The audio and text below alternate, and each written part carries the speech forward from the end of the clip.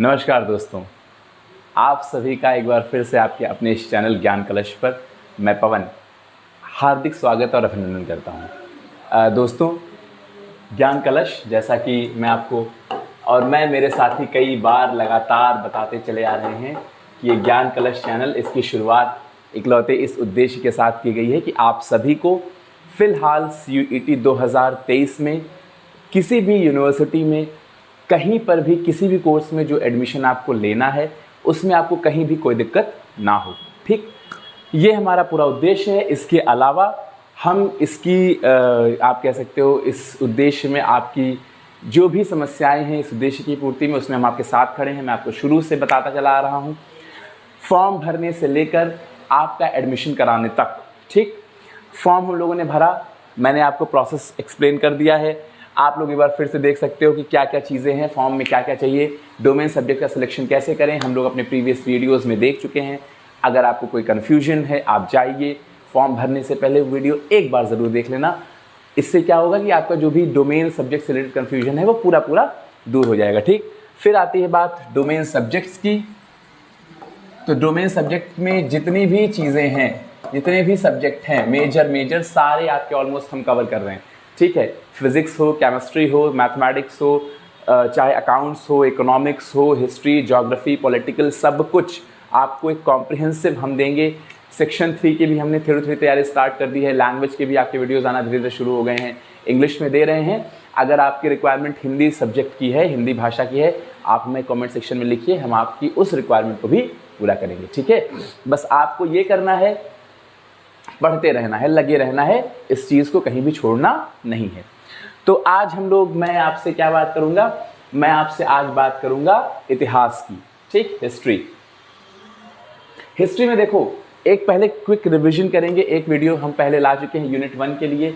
Unit 1 में क्या था हमारा, यूनिट 1 में हम लोगों ने हड़प्पन सिविलाइजेशन को फोकस किया था और मोहनजोदाड़ो का जो स्पेसिफिक सिटी था उसका स्टडी किया था कि वहाँ क्या क्या पाया जाता है। एक जल्दी से रिवीजन करेंगे 5 मिनट के अंदर और फिर हमारा जो यूनिट 2 है उसको आज हम शुरुआत करेंगे। ठीक है, तो चलो भाई शुरू करते हैं। सबसे पहले यूनिट 1 का मैंने आपसे कहा कि अगर आपको किसी भी चीज़ का प्रिपरेशन करना है, किसी भी एग्जामिनेशन को क्लियर करना है, पहला और फर्स्ट एंड फॉरमोस्ट सबसे इम्पॉर्टेंट, सबसे महत्वपूर्ण जो आपके लिए नियम होना चाहिए वो यह कि आपको उस जो भी एंट्रेंस एग्जामिनेशन या जो भी एग्जामिनेशन है उसका आपको सिलेबस, जो पाठ्यक्रम है वो पता होना चाहिए, याद होना चाहिए। ठीक है, तो ये आपका पहला यूनिट है। ठीक, हड़प्पन सिविलाइजेशन, जल्दी से एक क्विक रिवीजन करते हैं।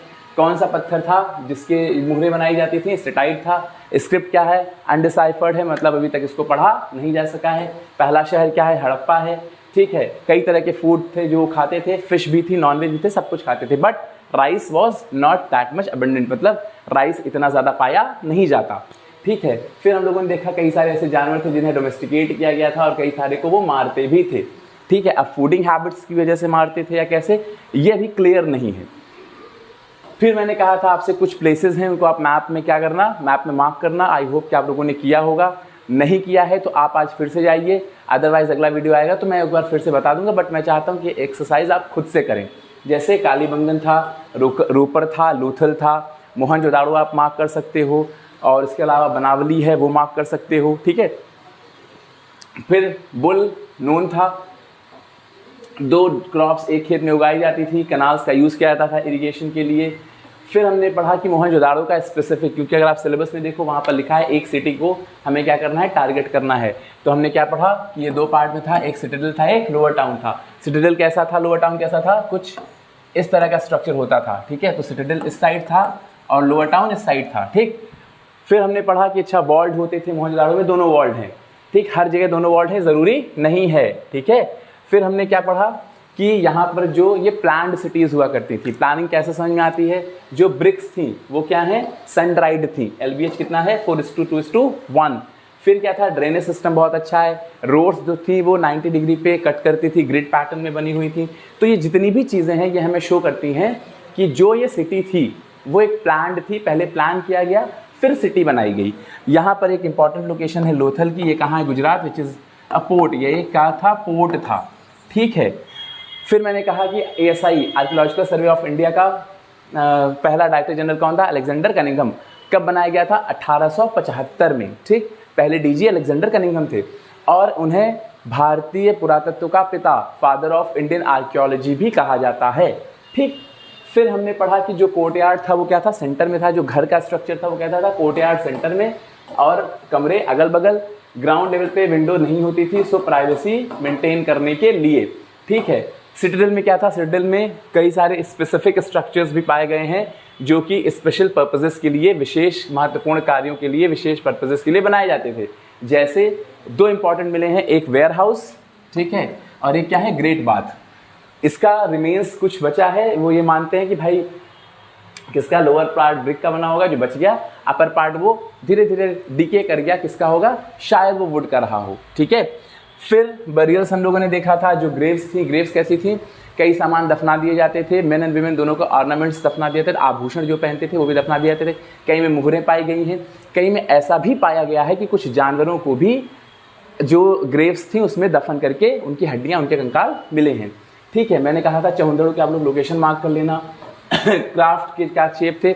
अलग अलग बीड्स जो मिलती थी, अलग अलग शेप साइजेस की मिलती थी, अलग अलग पत्थरों से बनाई जाती थी। कार्नेलियन जिसमें से सबसे इंपॉर्टेंट है। अब ऐसा नहीं कि एक ही, अब आपसे क्वेश्चन क्या पूछेगा? देखो इंपॉर्टेंट ये है आपके लिए समझना कि क्वेश्चन कैसे आएंगे। ठीक है, तो आपसे क्वेश्चन ये पूछ सकता है कि इसमें एक ही तरह की मुहरें पाई जाती थी, एक ही शेप की मुहरें पाई जाती थी, तो ऐसा नहीं था। फिर क्या है? कॉपर कहाँ से आता था? ओमान से आता था। इसका मैंने कल आपको मैच द फॉलोइंग का एक एग्जाम्पल बताया था, कैसे आपसे क्वेश्चन पूछा जा सकता है। इस पर्टिकुलर जो 3 लाइनें हैं हमारी, एक्सचेंजेस कैसे होते थे? जैसे वेट का प्रिसाइज सिस्टम था जो कि बाइनरी पे चलता था, 1248 इस तरह से। ठीक है, और जो हायर उस पर डिनोमिनेशंस में जाते हैं तो वहाँ पे डेसिमल सिस्टम का भी यूज़ होता था। फिर ये सभ्यता अचानक से ख़त्म हो जाती है। ठीक है, इसके रिमेन्स इसके जो कह सकते हो जितने भी लोग थे सब वो पलायन कर जाते हैं, मर जाते हैं, ख़त्म हो जाते हैं। क्यों होते हैं? कई सारे रीजंस हैं जो कि हिस्टोरियंस सॉर्ट करते हैं, हिस्टोरियंस देखते हैं कि चाहे मे भी ये रीज़न रहा हो, बट कई बार ऐसा हो सकता है कि वो रीज़न ना भी हो। जैसे क्लाइमेटिक चेंज है, डिफॉरेस्टेशन है, हो सकता है बाढ़ आई हो, एस्टेरॉयड गिर गया हो, प्रलय आ गया हो, पता नहीं। ठीक है, तो ये सारी चीज़ें हैं। तो लास्ट इसमें हम लोगों ने पढ़ा था कि दयाराम साहनी ने हड़प्पा बनाया और मोहनजोदाड़ो ने बनाया, जैसे उसकी खोज की, और राखल दास बनर्जी ने मोहनजोदाड़ो का वो किया। ठीक, जॉन मार्शल क्या थे? Director general of ASI। तो मैंने इसका भी एक MCQ आपको बता दिया था। ठीक, अब चलो हम लोग आज क्या करेंगे? अब आज का यूनिट शुरू करते हैं। आज का यूनिट क्या है? यूनिट 2। क्या है ये? Political and economic history, how inscriptions tell a story about broad overview political economic history from the Mauryans to the Gupta. देखो ये जो कीवर्ड है मौर्यंस टू गुप्ता, ये सबसे इंपॉर्टेंट है। मौर्य काल से गुप्त काल तक की हमको स्टडीज में करनी है इंस्क्रिप्शन के बेसिस पर। ठीक है, क्योंकि हम उस काल के बारे में बहुत कुछ नहीं जानते हैं, तो जो जानने का आधार है वो क्या है वो हमें समझना पड़ेगा। तो पिछले वाले में क्या था? वहाँ पे जो लिपि थी वो अनडिसाइफर्ड थी, लेकिन यहाँ पे लिपि को डिसाइफर किया। अभी हम लोग देखेंगे कि किसने किया और कौन कौन सी लिपियाँ थी, कौन कौन सी भाषाएं थी। ठीक है, तो भाई चलो शुरू करते हैं। सबसे पहले ऋग्वेद। देखो मैंने स्थान छोड़ा है यहाँ पर, आप लोग को पता है 4 वेदास हैं। ठीक है, 4 वेद हैं, ऋग्वेद, यजुर्वेद, सामवेद, अथर्ववेद। ठीक है, सबसे पुराना कौन सा है? वेद। देखो वेद क्या थे? वेद कहीं ऐसा नहीं किसी एक व्यक्ति ने लिखे हों। ठीक है, कई सारे जो ऋषि थे या उस समय के जो नॉलेजेबल स्कॉलर्स थे वो ऋचाएँ बोलते थे, उन्हीं को क्या किया? अलग अलग लोगों ने लिखा, संकलित किया। ठीक है, कलेक्शन किया, तो उस कलेक्शन को क्या बोलते हैं? वेद बोला जाता है। वेदों के संकलन करता थे वेदव्यास। वेदव्यास ने वेद लिखे नहीं थे, ये बहुत इंपॉर्टेंट चीज़ है। ठीक है, फिर क्या है? अब धीरे धीरे देखो होता क्या है, जैसे हमारा जो हड़प्पा सिविलाइजेशन ख़त्म होता है, ठीक है, तो उसके बाद क्या होता है? ये एक अलग पार्ट हो गया। दूसरे पार्ट में क्या चलता है कि यहाँ पर जो ये पार्ट था, ठीक है, यहाँ पर छोटे छोटे एम्पायर्स और किंगडम्स अपने आप को स्टैब्लिश करना शुरू करते हैं। देखो शुरुआत बहुत ऐसे होती है कि जैसे मान लो खेत था, तो लोगों ने खेतों के लिए, ज़मीन के लिए सबसे पहले संघर्ष करना शुरू किया, वो भी नदियों के किनारे की ज़मीन। अब सोचो गंगा का डेल्टा या फिर सिंधु नदी का डेल्टा, ये सबसे महत्वपूर्ण जगहें थी जहाँ पर लोग बसना चाहते थे, और इन्हीं जगहों पर कब्जा करने के लिए लोगों ने क्या किया? लड़ाइयाँ की आपस में, और किसकी? जो राज्य थे उनकी स्थापना की गई। ठीक है, तो सबसे पहले कौन था? James Prinsep. कौन थे? जेम्स प्रिंसेप, जिन्होंने 1830s में ये जो लिपि थी, ठीक है, उनको उसने खोजा, उसका उन्होंने क्या किया, डिसाइफर किया, उसका उन्होंने क्या किया कि भैया ये लिपि को ऐसे पढ़ते हैं। सो James Prinsep was the person, James Prinsep ऐसे व्यक्ति थे सबसे पहले जिन्होंने इस जो लिपि थी, ठीक है, ब्राह्मी और खरोष्टी, इसको इन्होंने डिसाइफर किया, इसको उन्होंने क्या किया कि भाई इसको ऐसे पढ़ते हैं। फिर से याद दिला दूं, जिस लिपि में हमारी सिंधु घाटी सभ्यता की जो भी चीज़ें लिखी हैं वो डिसाइफर नहीं की जा सकी हैं। अच्छा, फिर यहाँ पर एक बात आती है प्रियदर्शी, जिसको बोलते हैं, प्रियदासी लिखा है, ठीक है, प्रियदर्शी या प्रियदासी, ठीक, वो क्या नाम है, प्लेजेंट टू बिहोल्ड। ये देखो इंपॉर्टेंट सी चीज़ है, इसका मतलब पूछा जा सकता है आपसे पूछ लेगा एमसीक्यू बना करके कि what is the meaning of Priyadarshi, Priyadarshi का क्या मीनिंग है। और अभी हम लोग आगे देखेंगे कि ये भारत के एक बहुत महान राजा हुए, उनके लिए इस शब्द का, जिनका नाम था अशोक, आप लोग पढ़ भी चुके हो, उनके लिए ये शब्द का प्रयोग होता है, बहुत ज़्यादा बार इसका प्रयोग इस्तेमाल हुआ है, ठीक है। अब यहाँ पर भाषाएं कौन कौन, देखो लिपि और भाषा, जैसे लिपि क्या होती है, जैसे मान लो मैंने कहा रोमन लिपि, जैसे मैं कहता हूँ राम जाता है, अभी एग्जाम्पल दिखाता हूँ तुम्हें मैं, एक सेकेंड, जैसे मैंने कहा राम जाता है, ठीक है, ये हिंदी भाषा है और देवनागरी लिपि है, हिंदी भाषा देवनागरी लिपि, इसी को मैं लिखूं राम जाता है, तो भाषा तो ये हिंदी ही है, लेकिन लिपि कौन सी है, रोमन लिपि है, ठीक। मान लो मैंने कहा राम गोज, तो ये क्या है, ये इंग्लिश लैंग्वेज है और रोमन लिपि है, ठीक।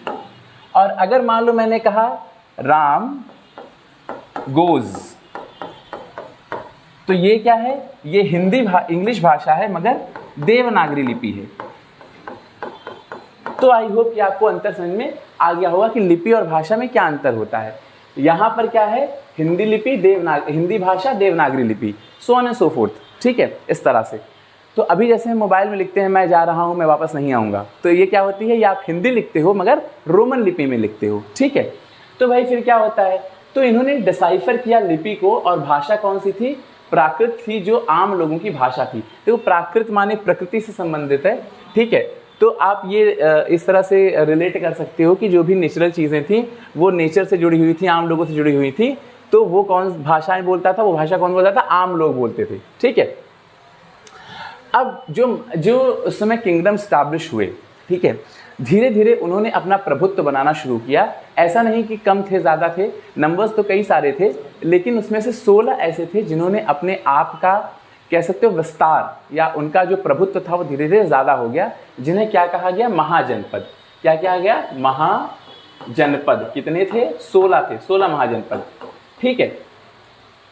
और इसमें से जैसे वज्जी था, मगध था, कौशल था, कुरु था, पांचाल था, गांधार था, अवंती था, ये सब क्या होने लगे, इन्होंने प्रोमिनेंस गेन किया, मतलब दूसरों पर।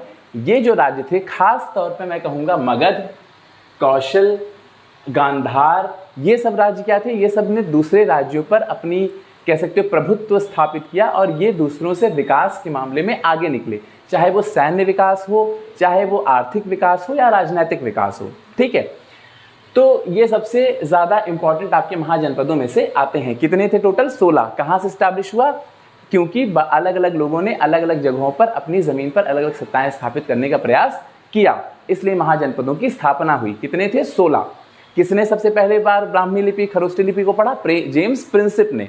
कौन सा वर्ड मिला, प्रियदर्शी, ठीक है, जो कि एक प्लेजेंट टू बिहोल्ड, ठीक है, ये इसका मतलब होता है प्रियदर्शी, मतलब जो देखने में बहुत प्रिय हो, ठीक है, ये है प्रियदर्शी, देवनाम प्रियदर्शी, ठीक। फिर क्या है, सब देखो यहाँ पे एक डेफिनेशन है, बहुत अच्छी से डेफिनेशन है। देखो होता क्या था, कई बार ऐसा होता था कि छोटे छोटे राज्य, बहुत छोटे छोटे राज्य हैं, मान लो उन्होंने आपस में कहा कि भाई हम बड़े राज्य से लड़ नहीं सकते, तो हम क्या कर सकते हैं, आपस में मिलकर के एक संघ बना लेते हैं। तो उन्होंने क्या कहा, इसको नाम दिया संघ या गण। संघ माने क्या होता है, संघ, संघ माने कई सारे लोग जो आपस में मिल जाते हैं, ठीक है। तो यहाँ पर क्या हुआ, यहाँ पर कई सारे राजा कई बार आपस में मिल जाते थे और वो क्या बनाते थे, एक संघ, जहाँ पर जो पावर था वो शेयर होता था कई सारे लोगों के बीच में, ठीक है। जैसे कैसे होता है, जैसे मान लो 5 गांव हैं, पांचों गांव के लोगों ने कहा हम भाई अपने आप को, मान लो 5 जगह हैं, पांचों के अपने आप को राजा कहते थे। ठीक, उन राजाओं ने कहा देखो अलग अलग हम क्या हैं, बहुत हम वीक हैं, मगर अगर साथ में आ जाते हैं तो हमारी शक्तियां बढ़ जाएंगी, तो हम क्या करते हैं, एक संघ बना लेते हैं। ठीक है, तो इस तरह से उन्होंने आपस में संघ बनाया। और हर महाजनपद की एक कैपिटल होती थी जो कि ऑफ्टन फोर्टिफाइड होती थी, मतलब उसके चारों तरफ किलाबंदी होती थी। ठीक है, अच्छा अब यहाँ पर क्या हुआ, यहाँ एक देखो बहुत अच्छा सा डेफिनेशन है ये वाला, जिसको बोलते थे धर्मसूत्र। धर्मसूत्र क्या होते थे, जब राजा धीरे धीरे शासन करने लगे तो कई सारे ऐसे टेक्स्ट थे जहाँ पर ये बताया जाने लगा कि राजाओं को किस प्रकार से शासन करना है, या जो भी उस समय समाज में व्यक्ति थे उन्हें समाज में किस प्रकार से रहना है। ठीक है, ये किसने बनाया, ये कुछ लोगों ने जो उस समय तथाकथित विद्वान होते थे, उन्होंने अपने आप को ब्राह्मण जैसे थे, उन्होंने कहा, उन्होंने क्या किया, अपने आप को धर्मसूत्र लिखे। धर्मसूत्र मतलब धर्म के हिसाब से चलने के लिए जो भी आपको नियम कानून बताए गए हों। तो आपसे एमसीक्यू क्या पूछा जा सकता है, आपसे पूछ लेगा कि भाई ये बताओ धर्मसूत्र किसने लिखे थे, या धर्मसूत्र किस काल में लिखे गए थे, धर्मसूत्र किसके लिए लिखे गए थे, क्या करते थे धर्मसूत्र। ठीक है, तो ये क्या करते थे, धर्मसूत्र क्या करते थे, राजाओं को या अलग अलग जो सोशल फॉर्मेशंस थे, सोशल लोग थे, उन्हें बताया करते थे कि भैया आपको इस तरह से समाज में रहना है। ठीक, फिर क्या है, देखो ये मैंने आपको बताया, ये आपका होमवर्क है। ठीक है, अब जैसे पैट्रियार्की होता है, ठीक है, ऑलिगार्की होता है, तो ये सब क्या होते हैं, वैसे मैंने पहले ही यहाँ से बता दिया है, बट फिर भी मैं चाहूँगा कि ये लाइन आप खुद से पढ़ो। ठीक है, इसका मतलब क्या होता है, कौन सी फॉर्म ऑफ गवर्नमेंट है। ठीक है, कि भाई पैट्रियार्की है तो इसका मतलब क्या होता है, ठीक, या मोनार्क है तो इसका मतलब क्या होता है। तो वही चीज़ है कि ऑलिगार्की है तो इसका मतलब क्या होता है। ठीक, अगला क्या है, अच्छा आपसे पूछ भी सकता है एग्जाम में कि भैया बताओ इसका मतलब क्या है, इस जो फॉर्म ऑफ गवर्नमेंट है जहाँ पर इस तरह का form of government oligarchy practice की जाती है, उसका मतलब क्या है। ठीक है, आपसे पूछ लेगा, आपको 4 ऑप्शन दे देगा, बताओ यहाँ पर राजा शासन करते थे, यहाँ पर रानी शासन करती थी, जहाँ पे पिता शासन करता था, या यहाँ पर पुत्री शासन करती थी। इस तरह से 4-5 ऑप्शन आपको दे देगा। ठीक है, तो आपको यहाँ पर या कहाँ जहाँ पे एक व्यक्ति शासन करता था, कई व्यक्ति आपस में मिलकर शासन करते थे, तो इस तरह से आपको सही ऑप्शन पर टिक करना है। ये लाइन पढ़ लोगे तो इस आपको सवाल का जवाब मिल जाएगा। फिर क्या होता है, हम लोगों ने क्या पढ़ा, हम लोग पढ़ रहे हैं मौर्य साम्राज्य के पहले क्या पढ़ रहे हैं कि आखिर कौन कौन से ऐसी चीज़ें थी जिन्होंने महाजनपदों के विकास को या उनके निर्माण को बढ़ावा दिया। कुछ महाजनपद थे जिन्होंने दूसरों से आगे निकल गए जो, और इन महाजनपदों में से 2-3 बहुत फेमस हुए, जिसमें से आपका गांधार था, वज्जी था और मगध था। ठीक है, मगध के बाद ये जिस चैप्टर में सबसे इंपॉर्टेंट हम किसकी बात करते हैं, मगध की बात करते हैं, क्योंकि वो मौर्य साम्राज्य के बारे में है। ठीक है, अब देखो यहाँ से क्या है, ये यहाँ से शुरू होता है। अगर आप फिर से अपना सिलेबस देखोगे तो सिलेबस में क्या है, यहाँ देखो लिखा है, ये क्या लिखा है, मौर्यन टू गुप्ता पीरियड, तो हमें मौर्य काल से शुरू करना है। ठीक, अब देखो मगध था, मगध में कई राजा पहले हुए जो कि काफ़ी अच्छे हुए, जिन्होंने अच्छा शासन किया और आगे बात निकली, आगे वो बढ़े, उनका राज्य आगे बढ़ा। लेकिन उसके अलावा 2-3 चीज़ें और थी जो कि इनके विकास में बहुत ज़्यादा इम्पॉर्टेंट थी, जैसे इनका लोकेशन। ठीक है, मगध कहाँ है, आज का जो बिहार है वो क्या है, मगध था। ठीक है, अब अगर तुम आज के बिहार की लोकेशन देखो तो आज के बिहार के आसपास तुम्हें गंगा नदी दिखती है, गंगा नदी पूरा एकदम उससे प्रवाहित होती है। तो देखो जहाँ पर, मैं आपको पहले ही बता चुका हूँ, या ये जान लो कि जहाँ पर भी नदियाँ होती हैं लोग वहीं पर सेटलमेंट करना चाहते हैं। मैदानी इलाका होता है, आसानी से पीने का पानी मिलता है, आसानी से खेती हो जाती है, ट्रैवल के लिए आसान होता है। ठीक है, तो ये सारी चीज़ों को ध्यान में रख करके लोग पुराने समय से आज तक नदियों के किनारे बसने का प्रयास करते हैं, वहीं पर सबसे इम्पॉर्टेंट शहर बसाए जाते हैं। अगर आप इस तरह से देखो इंडिया का मैप, तो ये रहा बिहार, ये रही गंगा, और यहीं पे क्या था, मगध। ठीक, कौन सा एम्पायर था, मगध एम्पायर था। तो पहला यहाँ पर अच्छी चीज़ क्या थी, पहली यहाँ पर अच्छी चीज़ थी एग्रीकल्चर, यानी इनको खाने के लिए ज़्यादा परेशान होने की ज़रूरत नहीं थी। यहीं से बगल में है झारखंड। ठीक है, तो झारखंड में आपको क्या मिलता था, आयरन। आप लोगों ने ज्योग्राफी में पढ़ा होगा, मैपिंग जब करी होगी कि आयरन ओर और कोयला दोनों आपको झारखंड में मिलते हैं। बहुत ही कम जगहें हैं विश्व में जहाँ पर आपको आयरन ओर और कोयला साथ में मिलता है आसपास, लेकिन ये विश्व की उन कुछ जगहों में से एक है। ठीक, तो ये 2 रीजंस थे, प्लस गंगा नदी का पानी ट्रैवल के लिए बहुत आसान था। तो ये 2-3 रीजंस थे जिनकी वजह से मगध ने काफ़ी प्रोमिनेंस गेन किया, मगध काफ़ी आगे निकला विकास के मामले में। अब क्या होता है, ये तो हो गया। फिर क्या है, राजगृह। ठीक है, राजगृह का क्या मतलब है, राजा का घर। राजगृह, राजगृह मतलब क्या होता है, राजा का घर। ठीक, राजगृह आपका क्या था, इसकी कैपिटल थी। ठीक है, और इस कैपिटल, अगेन कैपिटल की मैंने आपको एक अभी पिछले स्लाइड में उस एक वो बताया इंपॉर्टेंस, क्या कि ये फोर्टिफाइड हुआ करती थी, माने ये किलेबंदी की जाती थी, इनकी चारों तरफ से वॉल्ड थी। ठीक है, old name for house of king, Rajgriha मतलब बताया राजा का घर। ठीक है, और बाद में इसका नाम क्या पड़ गया, पाटलिपुत्र, सॉरी बाद में इसको क्या राजधानी बदल गई, उसका क्या नाम पड़ा, पाटलिपुत्र या पटना। पहले राजगृह हुआ करती थी, बाद में राजधानी को बदल दिया गया और क्या हो गई, पाटलिपुत्र। ठीक है, जिसको आज का हम पटना कहते हैं। आज तक हमारी राजधानी सेम है। फिर से उस समय का जो वो था मगध, आज का बिहार है, पहली चीज़। दूसरी चीज़, बिहार का इंपॉर्टेंस या मगध का इंपॉर्टेंस क्यों बढ़ा, क्योंकि वहाँ पर आपको पानी मिला, खेती मिली और माइंस मिली आयरन ओर की। तीसरी चीज़, राजधानी क्या थी, राजगृह, जिसका मतलब क्या होता है, राजा का घर। चौथी चीज़, पहले राजधानी राजगृह थी, फिर उसका क्या बदल दिया गया, उसकी लोकेशन चेंज कर दी गई और वो कहाँ चली गई, पाटलिपुत्र या पटना में। आपसे सीधा सवाल पूछेगा, मगध एम्पायर की राजधानी क्या थी, मगध एम्पायर की राजधानी राजगृह से बदलकर कहाँ की गई, पटना का पुराना नाम क्या है, राजगृह का मतलब क्या होता है। ये 4-5 MCQ बन गया, मैंने सीधे सीधे बता दिया आपको, ऐसे ही MCQ आएगा। ठीक है, फिर क्या है, अब एक आता है मौर्यन एम्पायर। देखो पुराने भी नंद वंश था, उससे पहले कई सारे वंश थे जो आते हैं मगध पर शासन करते हैं, मगर हमको किसके बारे में पढ़ना है, हमें सिर्फ पढ़ना है मौर्य वंश के बारे में। ठीक है, हम किसके बारे में पढ़ेंगे, मौर्य वंश के। तो मौर्य वंश की स्थापना किसने की थी, चंद्रगुप्त मौर्य ने। ठीक है, किसने की थी, चंद्रगुप्त मौर्य ने। फिर से सीधा सवाल, चंद्रगुप्त मौर्य वंश की स्थापना किसने की, चंद्रगुप्त मौर्य, अशोक, बिंबिसार, बिंदुसार, इस तरह से दे देगा आपको 4 ऑप्शन। तो आपको क्या लगाना है, चंद्रगुप्त मौर्य।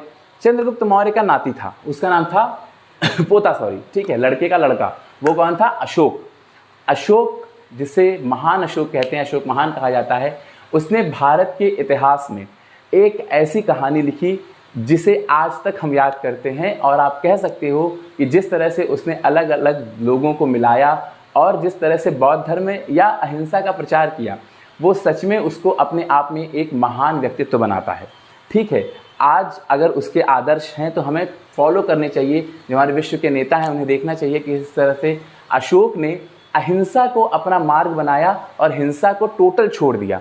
ठीक है, आज जब अलग अलग देश आपस में ये कोशिश करते हैं कि मैं उसकी ज़मीन ले लूँ, मैं उसकी ज़मीन ले लूँ, उस समय की चीज़ थी, उसके पास ज़मीनें थी, वो चाहता तो सब पर अधिकार कर लेता, मगर उसने नहीं किया। उसने क्या कहा कि भैया हमको नहीं चाहिए। अच्छा, ये हृदय परिवर्तन क्यों हुआ, क्योंकि उसने एक जगह आक्रमण किया था जिसका क्या नाम था, कलिंग। कलिंग पर आक्रमण किया था, जिसे आज का क्या कहते हैं, उड़ीसा। ठीक है, उड़ीसा या उड़ीसा। ठीक है, उड़ीसा पुराना नाम है, उड़ीसा नया नाम है। तो आज का उड़ीसा, पुराना उड़ीसा, यहाँ पर जिसे कलिंग बोलते थे, कलिंग पर आक्रमण किया। बहुत फेमस कहानी है। कलिंग में इतना ऐसा कहते हैं कि अशोक का पुराना नाम था चंड अशोक। ठीक है, बहुत ही क्रूर था। ठीक है, मगर जब उसने यहाँ आक्रमण किया, यहाँ की जो सेना थी उसने अपने आप समर्पण करने से इनकार कर दिया। अशोक को इतनी मारकाट करनी पड़ी कि जब वो युद्धभूमि में गया तो उसने देखा कि इतने सारे लोग एक साथ मर गए हैं, एक साथ सबका रक्तपात हुआ है, और उस सभी रक्तपात, उस सभी जितने भी लोगों का खून बहा, उसका जिम्मेदार कौन था, अशोक ने खुद को माना। वो युद्ध था, और उसके बाद अशोक ने ये संकल्प लिया कि आज के बाद मैं ऐसा कोई भी युद्ध नहीं लड़ूंगा जिसकी वजह से किसी की भी जान जाए। ठीक है, तो चंड अशोक से वो क्या बनता है, अशोक महान, महान अशोक। ठीक, तो ये है कहानी। ठीक, तो भाई इस तरह से उनका हृदय परिवर्तन होता है अशोक का, और फिर उन्होंने बौद्ध धर्म अपनाया और बौद्ध धर्म का हर जगह प्रचार किया।